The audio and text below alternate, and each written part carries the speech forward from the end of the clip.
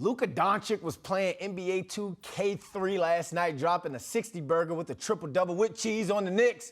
And the Mavericks 126-121 comeback overtime win. But we're not here to talk about Luka. We're here to talk about the Knicks. CP, the Fanchise of KnicksFanTV, is back with us. I'm surprised you're not shaking your, there you go, shaking your SMH right now. Hey, CP, up 9 with 33 seconds left. What happened, man? What happened? Brandon, man, it was a comedy of errors that led to the biggest meltdown, I think, in Knicks history. I mean, you can chalk that up on the long laundry list of franchise meltdowns. I mean, after Christian Wood hits the three, you have Quentin Grimes who gets double teamed and tied up on the end line. I thought the referee called a big quick whistle on the jump ball. Maybe Tom Thibodeau could have called a timeout. Nevertheless, that leads to a Luka Doncic three.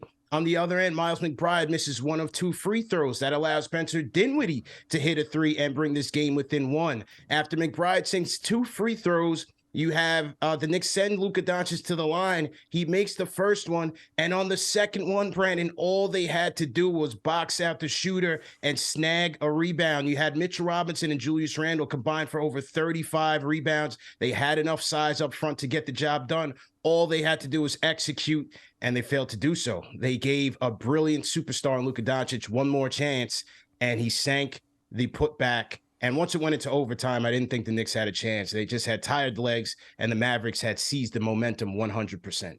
All right, luckily, this isn't football where you got to wait, 7 days to play again. The Knicks got a game tomorrow at the time we're recording this. Let's relax, woosah. Let's focus on the good from last night. If you're Thibs, you're talking to the team after the game, what positives do you build on after that loss?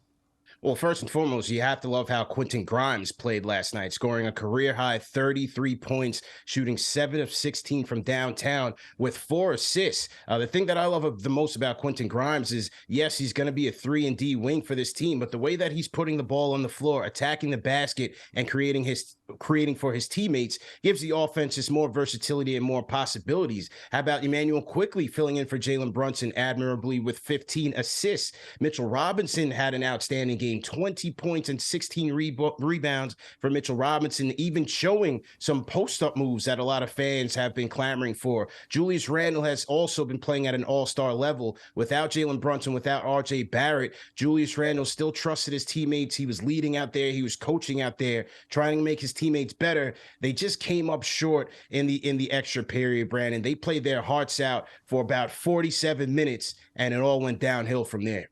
All right, I read somewhere that Thibs could or should be back on the hot seat after that loss. That's 4 straight.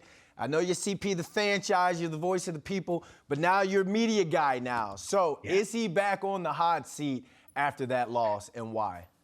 Look, there have been several games this season where I thought that the seat was heating up for Tom Thibodeau. Nevertheless, he's been surviving. You can chalk that up to that 8-game winning streak. But now having lost 4 straight, I think Tom Thibodeau will ultimately be judged on how well this team competes for a playoff or a play-in spot. Right now, they're sitting about 6th or 7th in the East, but the season starts now. We are approaching the second half of the season. That's when teams are going to start ratcheting things up, tightening up their rotation, and making a strong push. The question for this Knicks team and Tom Thibodeau is, number one, is this 9-man rotation sustainable? You have guys going out to injury. Jalen Brunson, they have now lost R.J. Barrett. Obi Toppin is still on the mend. This Knicks team is operating without a true small forward, having benched Cam Reddish. And additionally, are his defensive schemes going to be effective enough to allow this team to succeed? You now have both Georges Niang of the Philadelphia 76ers and Luka Doncic in their post-game press conferences talking about how easy it was to dissect this Knicks defense down the stretch. That goes on the coach. That lies on Tom Thibodeau. Will he make the necessary adjustments to allow this team to succeed and make a proper playoff push? All right, they're 18-17, sixth team in the East. Really quick, 15 seconds. The vibe of Knicks fans is what? Well, right now they're dejected. You know, we took a lot of fan phone calls last night in the post-game show. The fans have been demoralized. They are dejected after coming off of an 8-game winning streak, now 4-game losing streak. But as you said, Thursday night is another game in the Alamo in San Antonio. It's time to start anew, and let's see where this team is in terms of mentally and physically after a hard-fought game last night in Dallas. And they've used up every other adjective out there, so we're going to go with dejected on this one. Dejected. All right, man, happy holidays, happy New Year to you, and thanks for joining us. Same to you, man. Thanks for having me on.